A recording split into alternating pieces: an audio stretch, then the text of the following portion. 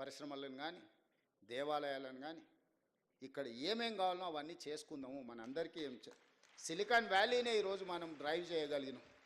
నిన్ననే మెక్డొనాల్డ్స్ హైదరాబాద్లో మా కార్పొరేట్ ఆఫీస్ పెట్టుకుంటాం, ఇండియాలోనే హైదరాబాద్కి వచ్చారు. బయోటెక్లో ప్రపంచంలోనే పేరెన్నికగా ఆమ్జాన్ అమెరికాలో ఉంటుంది. ఫస్ట్ టైం వాళ్ళ దేశాన్ని వదిలి బయటకు వచ్చారు, హైదరాబాద్కి వచ్చారు. హెచ్సిఎల్ వాళ్ళు 15,000 మంది, 1,00,000 మంది ఈరోజు వాళ్ళు ఎంప్లాయీస్ తెలంగాణలో.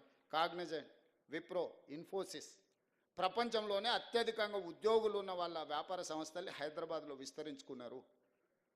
ఇవన్నీ కూడా మనం వచ్చిన తర్వాత ఒకరొకరిని వాళ్ళని కలిసి అవసరమైతే వాళ్ళ ఆఫీసులకి వెళ్ళి ఈరోజు ఇన్ఫ్లేషన్ అంటే ధరల నియంత్రణ. భారతదేశంలో 1.3 అతి తక్కువ ధరల పెరుగుదల ఉన్న రాష్ట్రంగా తెలంగాణ రాష్ట్రం నెంబర్ 1 ఉంది. ఇది కేంద్ర ప్రభుత్వం ప్రకటించింది, నేను ప్రకటించలే. అన్ఎంప్లాయ్మెంట్ 8.8 ఉన్నదాన్ని 6.1. నిరుద్యోగ సమస్యను పరిష్కరించిన రాష్ట్రంగా మొట్టమొదటి రాష్ట్రంగా తెలంగాణ నిలబడింది, కేంద్ర ప్రభుత్వం ప్రకటించింది. రాష్ట్ర ప్రభుత్వాలు సొంతంగా పన్నుల వసూళ్లలో భారతదేశంలో నెంబర్ 1, 88%. టార్గెట్లో 88% రీచ్ అయి దేశంలోనే మొదటి రాష్ట్రంగా తెలంగాణ రాష్ట్రం ఉంటే 86%తో మహారాష్ట్ర ఉంది. నరేంద్ర మోడీ గారు ప్రాతినిధ్యం వహించే గుజరాత్ 6th ప్లేస్లో ఉన్నది. తెలంగాణ రాష్ట్రంలో పన్నులలో పారదర్శకత తీసుకొచ్చి 88% సక్సెస్ రేషియో మన స్టేట్ చూపించింది. ఇది మన పరిపాలన మీద పట్టు. ధరల నియంత్రణలో, నిరుద్యోగ సమస్యను పరిష్కరించడంలో, రాష్ట్రం సేకరించాల్సిన పన్నులలో దేశానికే రోల్ మోడల్గా నిలబడి పెద్ద పెద్ద కార్పొరేట్ కంపెనీలను గుజరాత్కు పోకుండా తెలంగాణకు తీసుకొచ్చి తెలంగాణ పరిపాలన మీద పట్టు సాధించిన మేము దేశానికే ఆదర్శంగా నిలబడి తెలంగాణ మోడల్ అని ఈరోజు చెప్పుకుంటున్నాం. ఆయన అంటాడు మిస్ యూనివర్స్ హైదరాబాద్లో ఎట్లా కండక్ట్ చేస్తారని. ఏంద్రా నాయన నీ బాధ, నీ దుఃఖమేంది, ఏంది అసలు ఆయన ఆవేదన ఏందో, బాధ ఏందో, దుఃఖం ఏందో నాకు అర్థం కాలే. ఒక అద్భుతమైన అవకాశం పర్యాటక రంగానికి ఇది. 140 దేశాలకు సంబంధించిన ప్రతినిధులు అందరూ మన హైదరాబాద్ రాష్ట్రానికి 25-26 రోజులు ఉండబోతున్నారు. మే 7th నుంచి మే 31st వరకు ప్రపంచ దేశాలన్నీ మన నగరంలో, మన ప్రాంతంలో, not only in Hyderabad, Warangal 1000 స్తంభాల గుడి కావచ్చు, రామప్ప గుడి కావచ్చు, పర్యాటక ప్రాంతాలు ఏవేవైతున్నాయో తెలంగాణ రాష్ట్రంలో అన్ని వాళ్ళు పర్యటించబోతున్నారు. తెలంగాణలో ఉన్న ప్రసిద్ధి చెందిన పర్యాటక క్షేత్రాలన్నిటి దగ్గర ఈ ప్రపంచ అందగత్తెలు ముందర అక్కడికి వచ్చి అక్కడ మిస్ వరల్డ్ కాంపిటీషన్స్ మన రాష్ట్ర ప్రభుత్వం నిర్వహించబోతుంది. ఎంత గొప్ప అవకాశము. 72సారి ఇప్పుడు నిర్వహించేది. 72 సార్లలో ఒక్కసారి అమితాబ్ బచ్చన్ ముంబైలో నిర్వహించాడు. 70 సార్లు ఇతర దేశాలలోనే జరిగింది. 72వసారి మన తెలంగాణ రాష్ట్రం ప్రపంచానికి ఆతిథ్యం ఇవ్వబోతుంది. 3000 ఛానల్స్ ప్రపంచం నుంచి మన దగ్గర నెల రోజులు ఉండబోతున్నారు. 3000 ఛానల్స్ అండ్ పేపర్స్ హైదరాబాద్ ఆతిథ్యం ఇవ్వబోతుంది. గ్లోబ్లో హైదరాబాద్ ఒక ల్యాండ్ మార్క్ కాబోతుంది. అసలు ఇంత మంచి సందర్భం వస్తే నువ్వు అభినందించకపో, నీ బాధ దుఃఖం రోజు మాట్లాడుతుండు. దానికి ఎట్లా ఖర్చు పెడితే దీనికి ఎట్లా ఖర్చు. మేము దుబారా చెయ్యము. మేము 5-10 కోట్లు 20 కోట్లు ఒకవేళ దీంట్లో ఖర్చు పెడితే ప్రపంచ దేశాల నుంచి వేలాది లక్షలాది మంది ఇక్కడికి వస్తే ఇక్కడ ఉండే hotel industry, food industry, other ఇండస్ట్రీస్లో 100 కోట్ల రూపాయల ఆదాయం తెలంగాణ రాష్ట్రానికి రాబోతుంది. మీరే ఒక గుడికి యాదగిరి గుట్టకు పోతారు, బస్సు ఉచితం ఇచ్చినా మీరు ఉండి లేచింది అనుకోండి, ఆడ ఏదైనా షాపులలో కొనుక్కున్నది అనుకోండి, మీ ట్రాన్స్పోర్ట్ కంటే కూడా 3 అంతలు ఎక్కువ పైసలు ఖర్చు పెడతలేరా? మన జాతరకు పోతాం, మన పిల్లలు అదిగోని ఇదిగోని అని అంటే మనల్ని ఎవరన్నా ఫ్రీగా తీసుకపోయినా మనం ఆడ ఖర్చు పెట్టొస్తలేమా? Hotel industry, food industry, transportation, ఇన్ని వేల మంది వస్తే ఎన్ని ట్యాక్సీలు, నిరుద్యోగ యువకులకు ట్యాక్సీలు నడుపుకో, ఊబర్, ఓలా లాంటి వాటికి ఎంతమందికి పని కలుగుతుంది? ఎన్ని హోటల్స్ నెల రోజులు 100% బుకింగ్ ఉంటాయి. ఇంత ఆదాయం రాష్ట్రానికి రాబోతుంది. ప్రపంచ దేశాలని హైదరాబాదు నగరం వైపు చూడబోతున్నాయి. ఇన్ని దేశాలను ఒక దగ్గరికి మనం రప్పించగలిగిన శక్తి సామర్థ్యం నీకుంటే, అమెరికాలో చదివచ్చినావు కదా, 10 ఏళ్ళలో ఎందుకు తీసుకురాలేదు? ఫార్ములా ఈ రేస్ అంట. ఫార్ములా ఈ రేస్ ముసుగులో ప్రభుత్వం పైసలు నువ్వు కొల్లగొట్టినావు స్వామి, అందుకోసమనే నువ్వు కేసు ఎదుర్కొంటున్నావు. నీకు నాకు పోలిక లేదు. ప్రజల కోణంలో ప్రజా సమస్యల్ని పరిష్కరించాలన్న ఆలోచనతో నేనున్నా.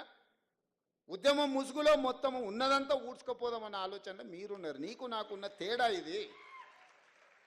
ఏ రోజన్నా మిమ్మల్ని నా కుటుంబ సభ్యులకి ఇట్లా కలిసి చెప్పడానికి మాట్లాడినారా? మీరు మీరు మీరు ప్రత్యక్ష సాక్షులే కదా, నేనేం కొత్తగా చెప్పాల్సిన పని లేదు కదా. నేను ఎందుకు ఇవన్నీ మీ దగ్గర పంచుకుంటున్నా అంటే, ఇవన్నీ చర్చలు జరగాలి.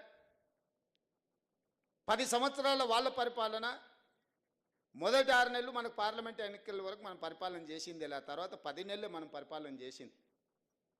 10 నెలల్లో నేను తీసుకున్న నిర్ణయాలను విశ్లేషించండి. విశ్లేషించి మార్కులు ఇవ్వండి. పట్టు వచ్చిందా, పట్టు రాలేదా. పట్టింపు లేకుండా వ్యవహరించిన మీ విధానానికి, పట్టుదలతో నా రాష్ట్రాన్ని పునర్నిర్మించాలన్న మా విధానానికి పట్టు ఉందా లేదా చూడండి. 8 లక్షల కోట్ల రూపాయలు నువ్వు అప్పులు చేస్తే సంవత్సరానికి మన ఈ 15 నెలల 1,53,000 కోట్ల రూపాయలు ఆయన చేసిన అప్పులకు తప్పులకు అసలు మిత్తి కట్టిన నేను. అంటే నెలకు 10,000 కోట్ల రూపాయలు అసలు మిత్తి. 15 నెలల 1,53,000 కోట్లు ఆయన గారు చేసిపోయిన అప్పులకు తప్పులకు నేను లెక్క కట్టిన, పాయమాలు కట్టిన. ఊర్లలో అంటారు కదా, బందరితో లేరురా పాయమాలు కట్టి చూర్రా అని.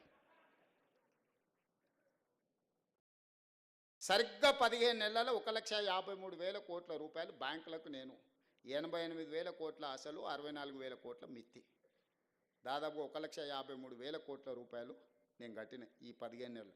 ఈ 1,53,000 కోట్లు ప్రజలు కట్టిన పన్నులు నా దగ్గరనే ఉంటే 75 లక్షల మంది రైతులకు 2 లక్షల రూపాయల రుణమాఫీ ఒక గంటలో చేసి ఉండేటోని.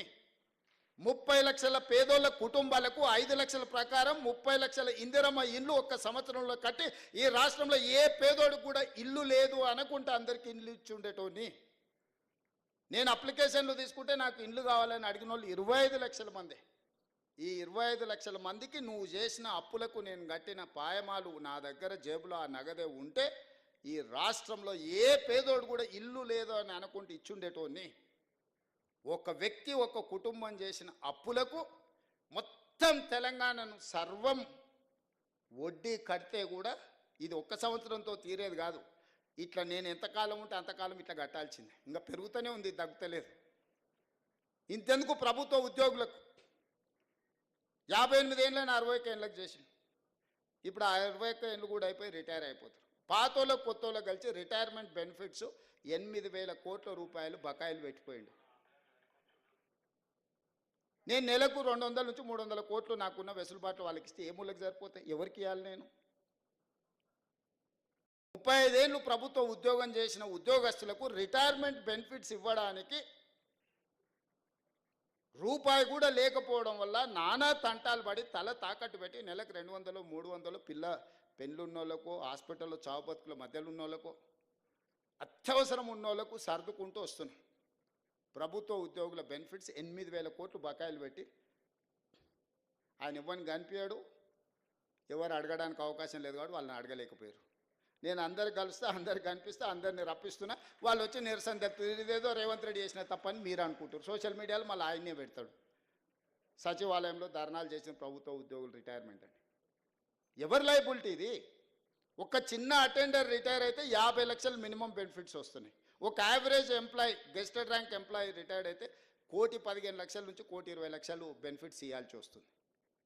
ప్రతి నెల 1000 మంది మినిమం రిటైర్ అయిపోతున్నారు యావరేజ్గా. సంవత్సరం తిరిగే వరకల్లా ఒక 10,000 మంది ప్రభుత్వ ఉద్యోగులు రిటైర్ అవుతారు. వాళ్ళ బెనిఫిట్స్ అనేది 100 కోట్లు నాకు